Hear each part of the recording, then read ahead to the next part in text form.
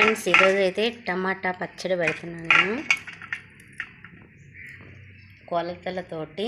నేనైతే కేజీన్నర టమాటాలు తీసుకున్నాను. దాంట్లోకి 250 గ్రాముల చింతపండు, సరిపోయేంత కొంచెం ఇదిగో జీలకర్ర, మెంతులు, ఇదైతే మామిడి అల్లం, ఎల్లిపాయలు, ఉప్పు.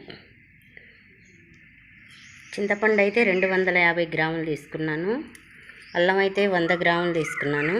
ఎల్లిపాయలు ఒక 100 గ్రాములు తీసుకున్నాను. ఉప్పు అయితే ఇదిగో గిద్ద కట్టుకొచ్చేసి 5 గిద్దలు. ఈ గిద్దతోటి 2 గిద్దలన్నర పోస్తే కేజీన్నరకి సరిపోద్ది. ఈసెడ్ అంటారు. నేనైతే ఇప్పుడు టమాటా పచ్చడికి ఫస్ట్ అయితే ఈ ముక్కలు కట్ చేసుకొని పిండుతాను, చూపిస్తాను ఎలా చేస్తాను. ఈ టమాటాలన్నీ చిన్న చిన్న 4 ముక్కలుగా కట్ చేసుకొని రసం అంతా దీంట్లో పిండుకోవాలి. మంచి గట్టి టమాటాలు తీసుకోవాలి మనం, అప్పుడే పచ్చడి బాగుంటుంది. ఇట్ట ముక్కలుగా కట్ చేసుకొని ఈ రసం అంతా దీంట్లో పిండుకోవాలి. ఫస్ట్ ఇలా పిండి పెట్టాలి. దీంట్లో మనం చింతపండు, ఉప్పు వేసి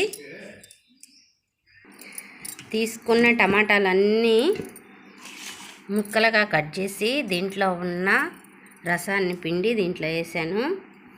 దీంట్లోకి ఇప్పుడు మనం చింతపండు వేసి నానబెట్టుకుందాం. ఈ చింతపండు మొత్తం వేసి నేను కట్టుకైతే కట్టంటే 3 కేజీలు, ఇది నేను కేజీన్నర తీసుకున్నాను. ఈసెడు 250 గ్రాములు చింతపండు తీసుకున్నాను. దీంట్లోకి గిద్దతోటి కరెక్ట్గా కొలతలు నిలవ పచ్చడి చాలా బాగుంటుంది. ఇది గిద్ద, దీంతో 2 గిద్దలన్నర 5 గిద్దల కాడికి కట్టంటే. ఇప్పుడైతే ఈ ముక్కల్ని మనం 4 గంటలు ఎండబెట్టుకోవాలి. సంవత్సరం నిల్వ ఉండాలంటే 4 గంటలు ఎండబెట్టుకొని తర్వాత ఇవన్నీ మసాలాలు వేపుకొని మసాలాలు చేసుకొని మొత్తం కలిపి రుబ్బుకుందాం.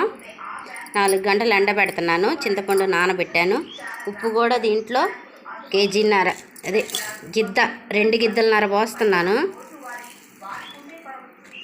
ఉప్పు కూడా పోసి 2 కలిపి ఈ ఉప్పుని చింతపండుని ఊరబెడుతున్నాను 4 గంటలు.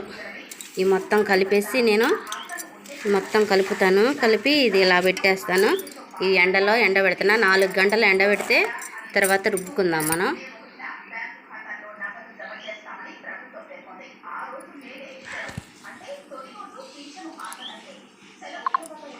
కట్ చేసిన ముక్కలు 4 గంటలు అయితే ఇలా ఎండబెట్టుకున్నాను. ఇంత మాత్రం ఎండితే సరిపోయిద్ది. ఇప్పుడు రోట్లో వేసి రుబ్బాలి.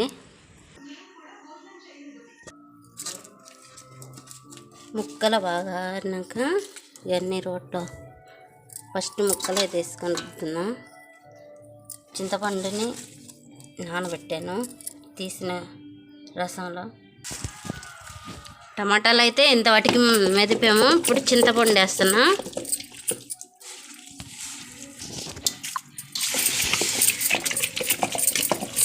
చింతపండు కూడా మెదిగినాక కారం మసాలా వేసి రుద్దాం.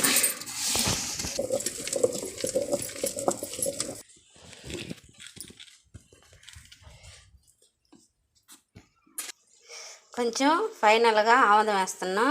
ఆముదం వేస్తే నిలవ పచ్చడి బాగుంటుంది. మనం వాడుకునే నూనెతోటి పోపు చేసుకుంటాం కదా.